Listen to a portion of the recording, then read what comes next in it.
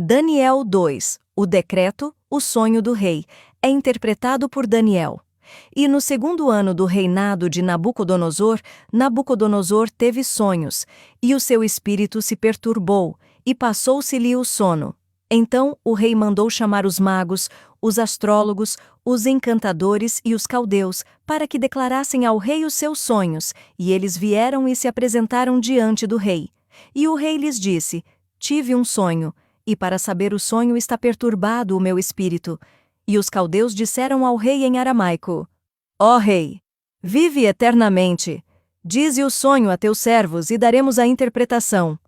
Respondeu o rei, e disse aos caldeus: O assunto me tem escapado.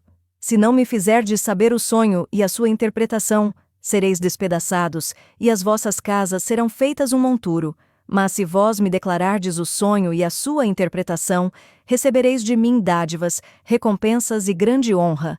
Portanto, declarai-me o sonho e a sua interpretação.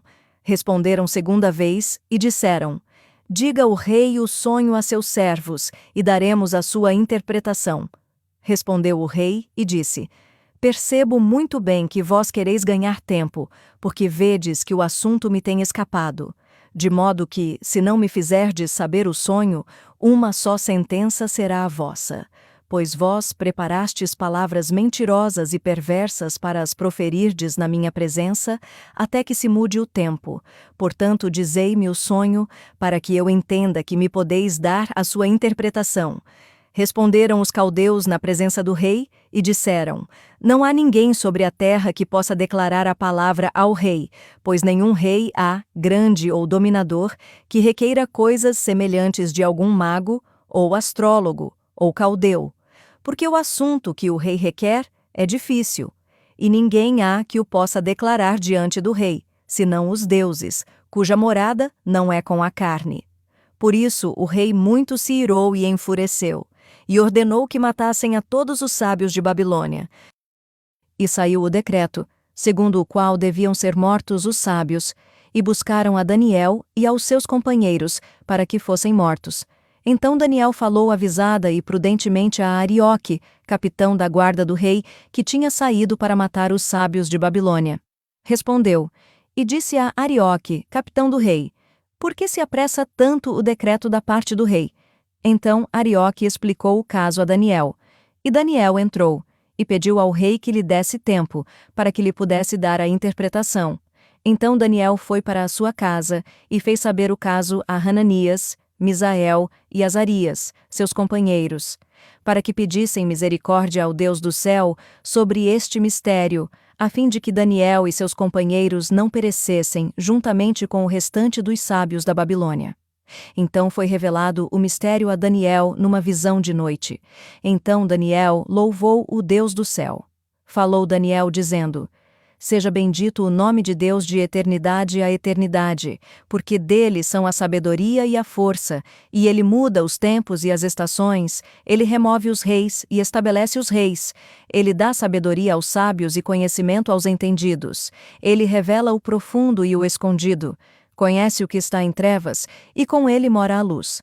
Ó Deus de meus pais, eu te dou graças e te louvo, porque me deste sabedoria e força, e agora me fizeste saber o que te pedimos, porque nos fizeste saber este assunto do rei. Por isso Daniel foi ter com Arioque, ao qual o rei tinha constituído para matar os sábios de Babilônia. Entrou e disse-lhe assim: Não mates os sábios de Babilônia, introduze-me na presença do rei, e declararei ao rei a interpretação. Então Arioque depressa introduziu a Daniel na presença do rei, e disse-lhe assim: Achei um homem dentre os cativos de Judá, o qual fará saber ao rei a interpretação. Então Arioque depressa introduziu a Daniel na presença do rei, e disse-lhe assim: Achei um homem dentre os cativos de Judá, o qual fará saber ao rei a interpretação. Respondeu o rei, e disse a Daniel, cujo nome era Beltesazar: Podes tu fazer-me saber o sonho que tive e a sua interpretação? Respondeu Daniel na presença do rei, dizendo: O segredo que o rei requer, nem sábios, nem astrólogos, nem magos, nem adivinhos o podem declarar ao rei. Mas há um Deus no céu, o qual revela os mistérios. Ele, pois, fez saber ao rei Nabucodonosor o que há de acontecer nos últimos dias. O teu sonho e as visões da tua cabeça que tiveste na tua cama são estes. Estando tu, ó rei, na tua cama, subiram os teus pensamentos acerca do que há de ser depois disto. Aquele, pois, que revela os mistérios, te fez saber o que há de ser. E a mim me foi revelado esse mistério, não porque haja em mim mais sabedoria que em todos os viventes, mas para que a interpretação se fizesse saber ao rei, e para que entendesses os pensamentos do teu coração.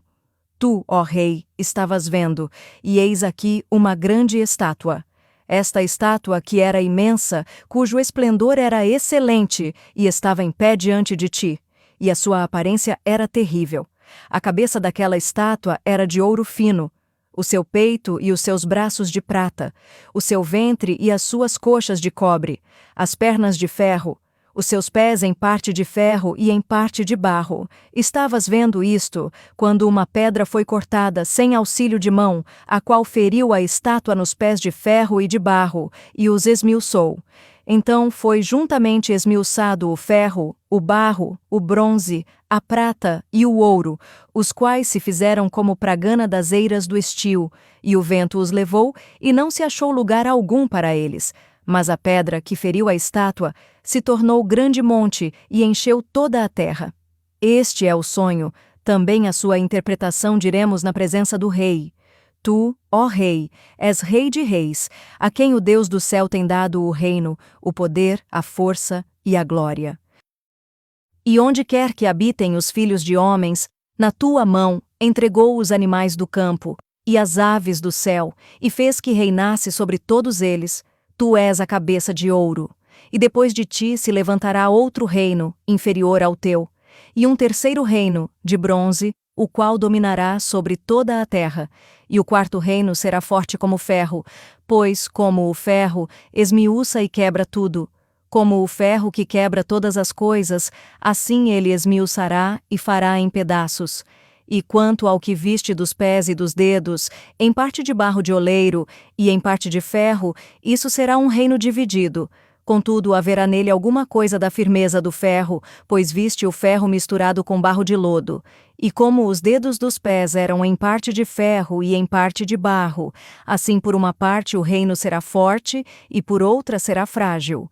Quanto ao que viste do ferro misturado com barro de lodo, misturar-se-ão com semente humana, mas não se ligarão um ao outro, assim como o ferro não se mistura com o barro.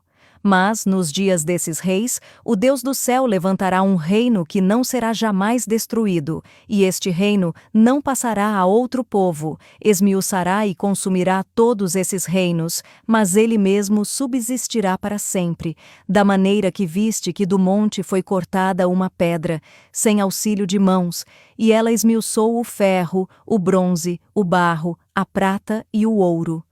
O grande Deus fez saber ao rei o que há de ser depois disto. Certo é o sonho e fiel a sua interpretação. Então o rei Nabucodonosor caiu sobre a sua face e adorou a Daniel, e ordenou que lhe oferecessem uma oblação e perfumes suaves. Respondeu o rei a Daniel e disse: Certamente o vosso Deus é Deus dos deuses, e o Senhor dos reis e revelador de mistérios, pois pudeste revelar este mistério. Então o rei engrandeceu a Daniel e lhe deu muitas e grandes dádivas, e o pôs por governador de toda a província de Babilônia, como também o fez chefe dos governadores sobre todos os sábios de Babilônia. E pediu Daniel ao rei, e constituiu ele sobre os negócios da província de Babilônia a Sadraque, Mesaque e Abednego, mas Daniel permaneceu na porta do rei.